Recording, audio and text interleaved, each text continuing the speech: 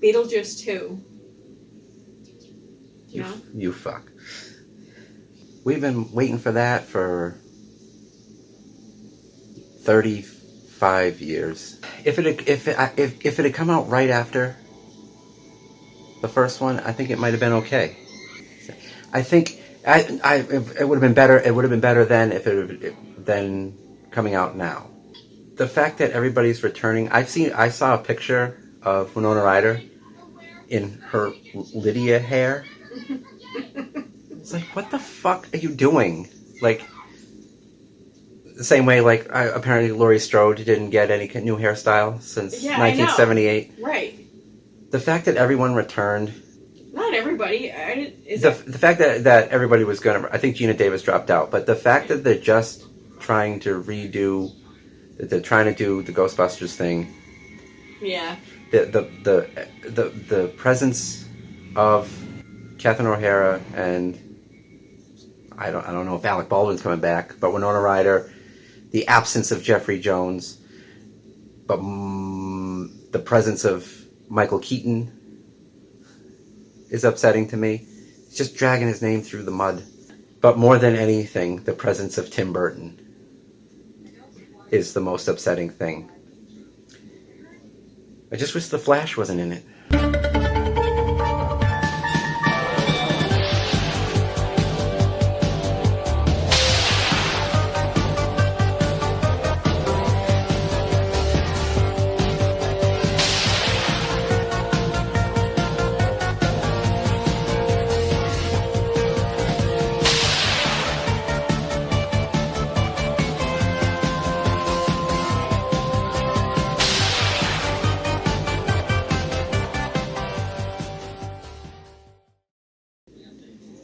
1993 in horror. Do you remember it? I don't remember, I don't think, a lot of the new ones. I think I watched a lot of old horror movies in 1993. Early 90s horror is... I love it. It's one of my favorites. 93 was a lull, I'll say. There were I would say 10 notable movies and sort of like 3 or 4 sort of pinnacle movies. And Fangoria leached off of those all year long. So to sort of cover, we'll talk about one, but every issue from the summer. I went for summer 93. We can cover actually several issues, I think, because they've really talked about the same 4 movies for most of the year anyway. And rightly so, because good or bad, they were all important. So I went for August of 1993 with issue number 125.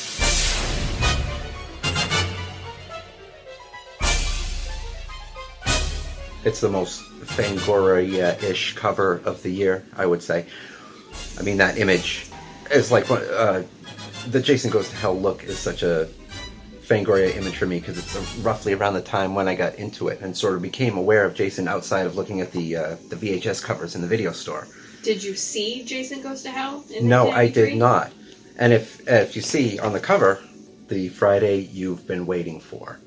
That's so incredibly true for me in a very specific way. I did not see... So this was 93. I was 10. I didn't see any Jason movie until I was 19. And the one I think I was waiting for most... Because I started with 1. I went in order, and I binged them, which I've said this before. The only way you can watch these boring ass movies is if you binge them, and that way there is some sort of excitement condensed into them. If you can put all of these 85-minute movies together, if you just watch one on its own, I don't know how this franchise went on as long as it did. If you watch one on its own, it's absolutely tedious. I still can't get into them. You have to watch them all together, and then it's like one good, like, condensed little story that's full of boring parts and makes no sense. But it evolves in such a way. I'm not talking so much story-wise, but just watching filmmaking-wise. You just watch them grasping at straws year after year, sometimes less than a year, just trying to crank out these sequels as fast as they can and coming up with things fast. Not unlike the recent Star Wars movies. Yeah. I just love watching them come up with shit fast, and that's the interesting part to me. It's not I'm not really invested in the story as much as I'm like, are you going to go in that direction? Okay, that's interesting to you. But anyway, so this was the one that yes, I was waiting for, just because of just in the context of it, that it's supposed to be the one where he dies and gets killed, and that it was the end of an era, the end of the Fangoria era, really. That and Freddy's dead. Freddy's dead, Jason goes to hell. It was like closing the casket on 80s horror. The other big movie of the summer, horror movie of the summer, was Jurassic Park. Every issue they released for that summer, issue 124, that was their big lead-in, to the summer, was Jurassic Park. Issue 126, Jurassic Park, the very same Jason image from the previous issue. 127, again, Jason, Jurassic Park. These were the two big things of the whole year, of the summer for sure. This is a good time to point out that whenever we do things like this, these videos or any other videos, we don't have notes that we refer to. We just go in naked, basically. Yeah. So let's go in. Immediately, Jason Goes to Hell, the comic book elegy, which is just the editor's intro. So at this point, this is the August issue, but of course it's on stands, or at least it's being delivered to houses like a month or two earlier. So Jurassic Park is like out at this moment. You know, he's inquiring like, so what'd you think? Was it as good as it was supposed to be, or was it just for kids? They got so much shit for putting the kids movie on so many of their covers. Really? Like hate mail? Hate mail. Between that and the other one immediately before that was Addams Family. When Addams Family was on their cover. You know, these write-ins, it's like social media today, but just condensed into a few letters. So you get to see the stupidity of people's minds there on paper. It's a movie about giant monsters eating people. Genetic mishaps. It's straight out of the 1950s. Yeah, just because it's big budget and Spielberg doesn't change. I thought, I would have thought that would have helped it. Everyone they love to claim Silence of the Lambs as a horror movie. You know, people in the horror community love to keep that movie. Say, no, that's a horror movie. That's definitely a horror movie. Of course, it's a horror movie to you. It won Best Picture. So yeah, that can be a horror movie. But Jurassic Park was not enough. Not enough for you. The big green monsters with big teeth eating people wasn't enough. Clever girl.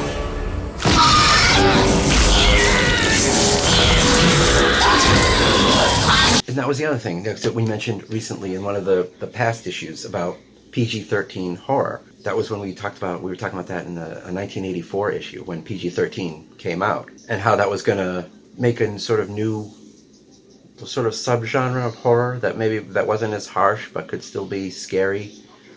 And then that didn't really happen. There was a ton in the 2000s, yeah, but not back then. Not when they created it. No. All right, Batman was a good fit. Batman and Batman Returns were the perfect fit for that. The PG-13 they invented, almost entirely because of Spielberg. After Poltergeist and Temple of Doom, that's when they decided to do PG-13. So who swoops back in and makes like the greatest PG-13 action horror movie of all time, right? The guy who basically peripherally invented it, right? Yeah. Postal Zone. These are the write-ins. Talking about one of the issues we covered in our first episode that we did this, where they talk about the sequels coming out. Remember that they listed like millions of sequels that were on the horizon? Oh, yeah. And we went through them and went over the ones that actually did happen and the ones that didn't, and the ones we wished that happened and the ones we're sad that did. All pissed off that there's going to be a Halloween 6. Can't blame them. I'm sure these people weren't pleased when Halloween 6 came out. Still the worst one in the whole franchise. Worst Halloween movie in the whole franchise. One of the worst movies I've ever seen. It's very bad. Movies I've ever seen. Curse of Michael Myers. It's on the bottom. David Sisko, Virginia Beach, Virginia, writing in about his love for Warlock the Armageddon. There's Warlock 2. We love you, Julian. He went out crazy in the wild. He went out like he did in Vibes.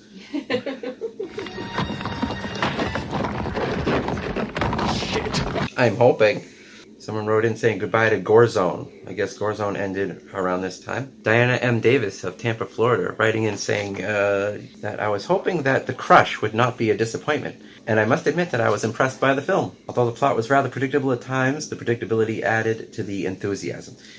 They did kind of a little bit sidebar stuff with The Crush, because this was around that time. There was movies like that and The Paperboy and The Temp and Mikey. Movies that were like, I guess this is horror, kind of. And like that was the meat of the early 90s. Well, yeah, I mean, they were like dark thrillers. Dark thrillers. Springboarding off of Sounds of the Lambs a little bit. Would I call any of these horror movies? I don't know. I wouldn't call any of these a horror movie. I'd call them a dark thriller. Dark thriller. And I think they have a rightful place in the Fangoria magazine, that's for sure. That's for sure. It was on the commentary of Requiem for a Dream, where Darren Aronofsky talks about they were shooting the thing with Jared Leto's arm. Yeah, it's the infected armhole. Yeah. And he was all excited because Fangoria came in that day to take pictures and do interviews, because that's the shit they would do. If there was some makeup effects going on, they were there. No wonder they went under for such a long time, because there weren't any makeup effects for such a period there. Monster Invasion, the Fangoria Fright File of up-to-the-minute news breaks and other horrible happenings. Movies that are just about to come out, such as Phantasm 3 and Hocus Pocus. There's your 93 horror right there. I'm bitter about that because, like I said, I don't remember any coverage of Little Monsters. Again, this is them shying away from kid stuff. Please the metalheads, or whatever they were in 1993. The Terror Teletype. This is stuff that is supposedly in the works. Director Joe Dante and screenwriter Alan Ormsby are now attached to the Mummy remake at Universal. Man, I tell you. There has never been a Mummy movie that I've had any interest in. This would have been the one. Yeah. Everything about this is perfect. What happened to that? Yeah. Oh, who knows? Who knows what happened to any of these things?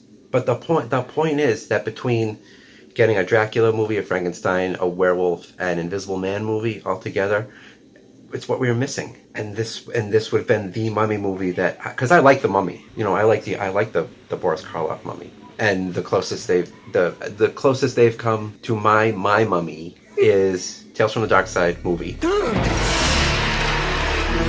and Monster Squad.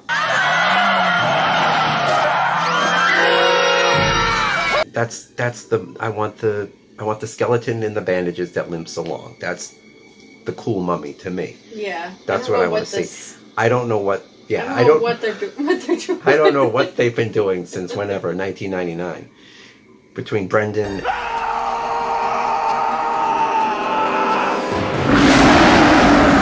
and Tom Cruise.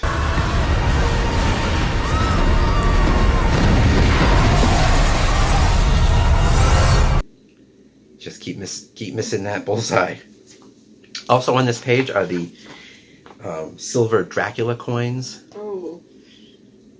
Three different ones.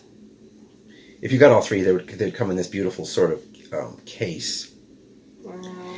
I didn't get greedy. I told my mother I just want. There's one of Van Helsing, there's one of Lucy, and then there's one of like 3 different faces of Dracula and 3 different makeups. I told my mom, can I just have the one with the 3 faces on them? That's all I want. Because I obviously love Dracula, but I love coins. It didn't happen. But now I want all 3 in this case. Are they on eBay? Oh, I haven't looked. I dare not look.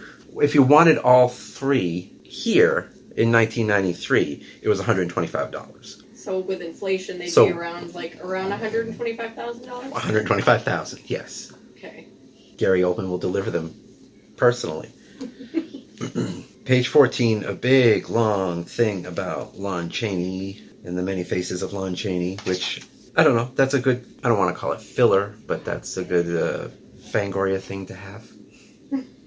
No, I mean, for real, like, the man of 1,000 faces. I mean, you can't talk about makeup effects without talking about him. He's Tom Savini's absolute hero. So I feel like you just should have an article about him in every issue. I don't know. Mm-hmm. After that, a big giant ad for model kits. Oh. I used to look at these and be so bummed. I just wanted these statues. I wanted someone to just make them for me and send them. Yeah, I did not want to build a fucking model. I didn't. I had no interest in it, but I just wanted the end result so badly. And they have Dracula ones here, and Jurassic Park ones here. Big badass Dilophosaurus. I just wanted them. I mean, you can get them nowadays. You can get them made, or they just have other companies that just actually make cool statues. All right, we'll jump right in. Page 24. In the Shadow of the Dinosaurs. So all this Jurassic Park coverage and all these different issues, each one would focus on something different. One was on people behind the camera, one was on makeup effects. You know, there's a Stan Winston one. This one's on the principal actors. They interview Sam Neill, Laura Dern, and Jeff Goldblum. And it's funny to hear them talk because they don't know. They know the weight of it. They do know the weight of it. They know that all of them point out that this is probably a big deal. But I don't think they could possibly comprehend the weight of it just yet. Says Sam Neill, working with Spielberg was the main attraction. I knew a Spielberg dinosaur movie would be completely different. And Laura Dern was uncertain about even doing it. And she says, I went to Nicolas Cage. Everybody goes to Nicolas Cage. Last time we went to. That's why Nicolas Cage talked Johnny Depp into, doing Nightmare on Elm Street. She's like, I went to Nicolas Cage. I told him I didn't know what to do, and what did he think? He stopped me in mid-sentence and said, are you crazy? You not only get to be in a dinosaur movie, but the ultimate dinosaur movie. He wasn't wrong. Picture him saying, like, the ultimate dinosaur movie. Yeah. Well, they were probably friends coming off of a... Well, yeah. Always go to Nick for advice. This is Jeff Goldblum saying, we had to know exactly where to look at the dinosaur. So we had some guy out there wrestling the trees and another holding a long stick with a dinosaur face on it. Every story he talks about Jurassic Park, he was bummed on reacting to CGI things, but he keeps coming back. Yeah, I know. Up on every page, they're so proud that they have the permission to show these pictures, and they have a picture of each dinosaur with a caption that names the dinosaur. Did they really think that flimsy fence could hold back the Tyrannosaurus? Nedry makes the fatal mistake of playing hide-and-go-spit with the Dilophosaurus. Neil and the kid get the world's biggest wake-up call from the Brachiosaurus. A pair of velociraptors raid the cafeteria in search of a snack. I remember the names. What were they? There were 6. Mm-hmm. Additionally, the Triceratops and the Gallimimus. Those were the 6 dinosaurs that appeared in the movie, right? And they were on between all the toys and the trading cards, the McDonald's cups. That was the big one. It was a collect them all, collect all 6. And a large drink in one of 6 free Jurassic Park collector cups. Dino sizing. What you want is what you get at McDonald's today. They created like 6 sort of heroes of the movie, and you got to pick your favorite. That was the childlike element of the movie more than anything. Yeah, I know what you mean. When it bleeds into the merchandise like that, you pick your favorite, right? Your favorite dinosaur. Your favorite Jurassic Park dinosaur. Yeah. Because it wasn't an overwhelming thing of like, where yeah, like a bunch of big animated things come at you and like, well, what are those called? It's like they beat into you these 6 dinosaurs, and you knew their names by the end of the summer of 1993, and you had a favorite, right? Yeah. Which one was yours? The Dilophosaurus, of course. My mom kind of talked me into that. That was her favorite part. She thought that was the coolest thing. She's kind of right. Yeah. It was the most animated. It was full of surprises, and it has this sort of, it doesn't just like bite you. It has this whole like paralyzing mechanism thing. Everything about it was cool. Yeah. The scene was cool. The scene was this Scary. scariest scene in the movie, I think.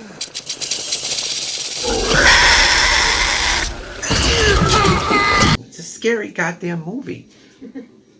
I remember when I came back to school, there was some discussion in class about, because there was a lot of news around that time. It's funny, the year before it was Batman Returns. This year it was Jurassic Park. Is this movie too scary for children? And there was actually like a classroom discussion. I just remember sitting there thinking like, I was excited that we were talking about movies for a few minutes in class. Like, oh. But I don't know if I could articulate my befuddlement of like, then what do you want us to watch, man? But you can explain to a little kid that dinosaurs are extinct, and they're not going to come get you.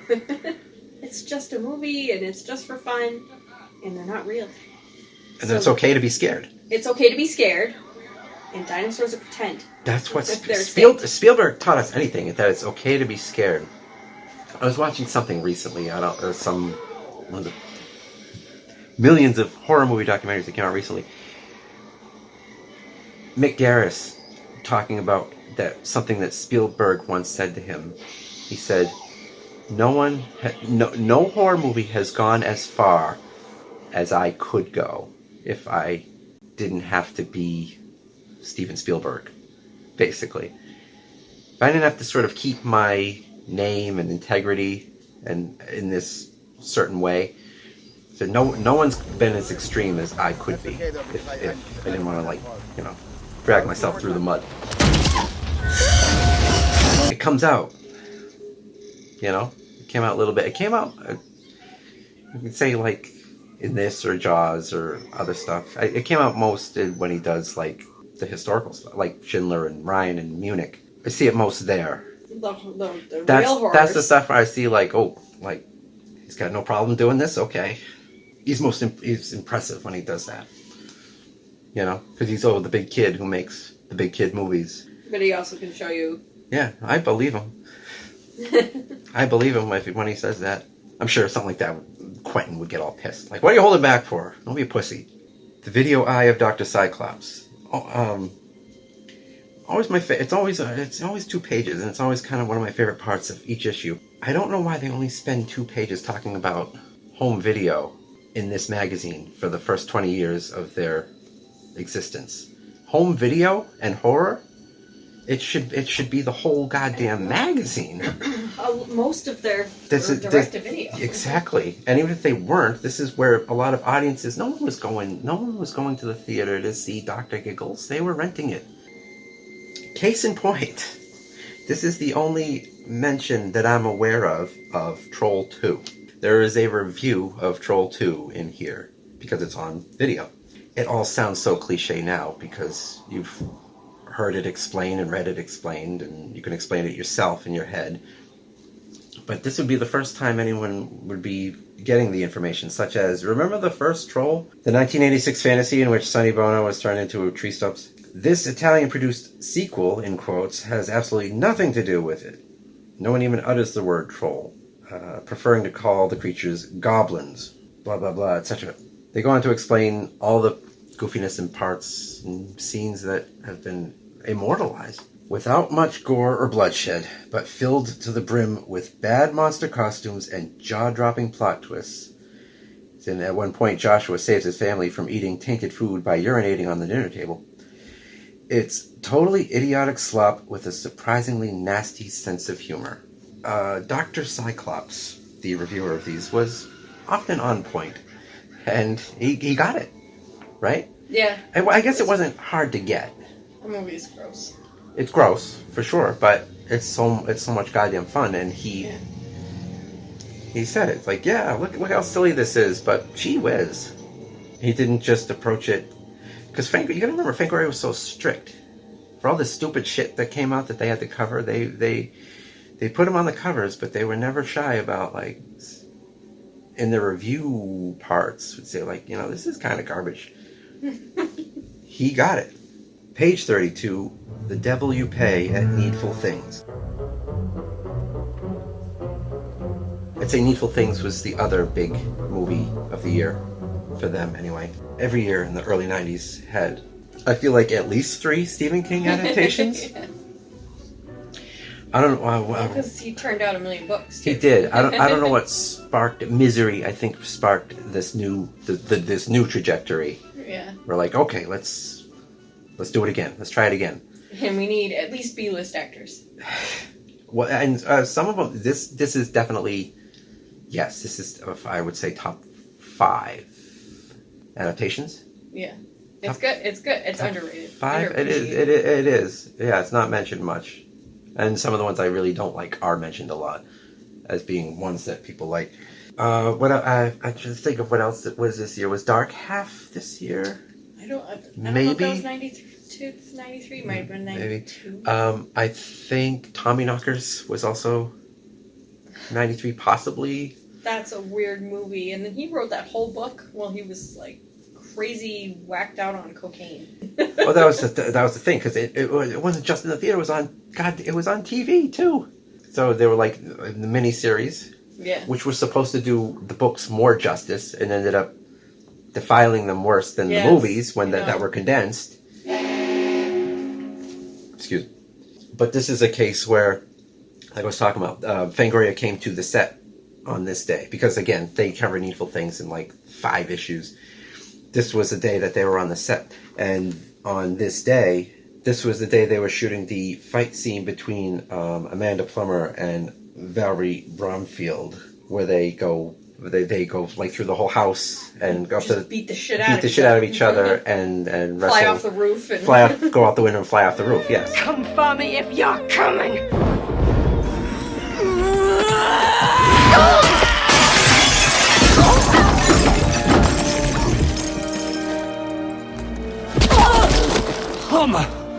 It's fun when you know that, and then you watch the movie and see the scene and know that, oh look, and Fangoria was like just off camera there, like watching this and like taking notes, and before and after they're interviewing the 2 actresses. It adds an extra layer to something. I mean, you can watch something and you can know how it's made, to see the making of it, you listen to the commentary, and you're also when you're seeing it through someone else's eyes too. Right? Yeah. Page 38. Jason Goes to Hell at Last.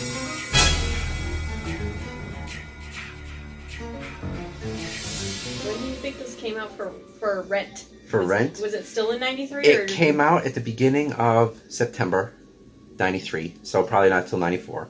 I saw it, summer 94. Summer 94. I was visiting my grandfather, and I watched it in his private lawyer office. And I was sitting in there with my cousin, we were watching it, and my mom walked in right during the sex scene with the knife through the body that's supposed to happen. She just said, "Jessica, what the hell are you watching?"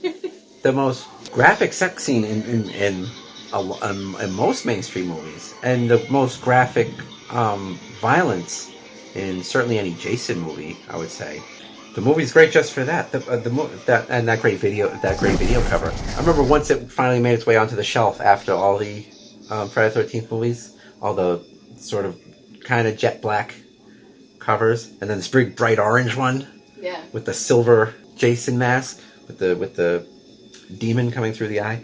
I think when I saw it, I think I was a little bummed that it wasn't really Jason. Okay, that's it. Well, that's the whole thing, and that's why people weren't a little bummed. They just flat out fucking hated it. I got that. I didn't. I was, I guess, a little bummed, I guess is the right word. But at the same time, confused in a fun way, like fascinated like interested, like what is going on? I'm like more than the 8 movies leading up to it, where I was like, I wonder what's going on here. I never used my brain in the movies leading up to this. So this point where I was like, well, this is interesting, I guess. And that doesn't make it good or bad. That adds something to it. I still think it's a good movie. It fits into the mythology of it because one, there wasn't any mythology before this movie until this added it, and it added it in a clunky way, a way that was clunky enough that matched the clunkiness of the other movies, as opposed to, say, Halloween Ends. The order I like them are 7, 6, 5, and then maybe this one. And I said it before, and I'll say it again. The best way to watch this movie is on a home video disc with the commentary track on. All right, why not? Okay, so these couple of bites were fine, and then we had to cut. He was about to throw up here, by the way, because it was so disgusting. But look at him. He's just he's tearing in. Oh, you know what? This is the director's cut. So there's a lot more chomping here, because in the theatrical cut, you couldn't see any of this. They understand the movie better than anyone else who's seen it, obviously. And they know what people hate about it, and they know what people like about it, and they know what they like about it, and they knew what they were doing. And it's just enlightening. Makes you realize that you're dumb for not liking it as much as you did the first time you saw it. That's impressive. I don't know, typically a commentary can be informative or funny or fun, or sometimes absolutely ruin the movie and it'd be a bore. Or it'd be like, oh, I wish I didn't know that about the movie, or, well, that just ruined that scene for me. This, on the other hand, if you now at this point, it's like watching Mystery Science Theater movies without them. You can hear their lines when you're watching the movie because you know them by heart, and so you know all the jokes. And now when I watch Jason Goes to Hell, I get this whole other sense of what's going on, and I can hear the jokes in my head. And they were Friday the 13th fans who got to make a Friday the 13th movie, and oddly took Jason out of it. Which, to be fair, Jason isn't that cool, but you still had this horrific gore. The goriest of, because the MPAA was just getting worse and worse and worse, to the point that like 6, 7, and 8 actually had no real blood in them. This movie, mostly because I think people knew it best on video, which was unrated, immediately followed by some masks. God, anytime, the masks. And I would look at these. There's some on the back page too. And I look at these and I think, really? If I were to order this would show up in a box and it would look exactly like this? That's incredible to me. Next to last page is more models. Very, very luscious. Yeah, one of the pinhead's pretty red. The more more famous images of Fangoria is this ad. Yeah. And like I said, man, I didn't want to build these. I just wanted them.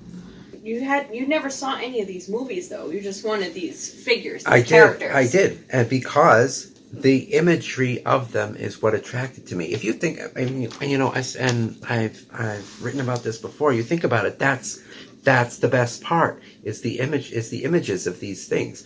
You see most of these movies, it really ruins. It ruins the mystique of them, first of all, because then you get to know more about them, you get a sense of them. And then they also were not as scary as what was in your mind. Pinhead was pretty scary. That's one of the ones that worked. He was still scarier in my mind. Yeah. I think. But in a sort of abstract way. Not because I pictured him doing scarier things. He actually probably did scarier things on screen than in my mind, but somehow it was still... The mystery of it was there. Just that image was on posters and video covers. It's just so graphic. The image of the man with nails in his head, it was on video covers and posters. Yeah. For people to see, for children like us to see. That's why the horror aisle at the video store was such a hall of terrors. That's why the video store was like a carnival, and you walk. Then that was the fun house. I really want to know, what did you think of The Flash? Because that's what everyone is talking about. I know. Didn't see it. No, not even with the supporting cast member? No. Couldn't pay me to see it.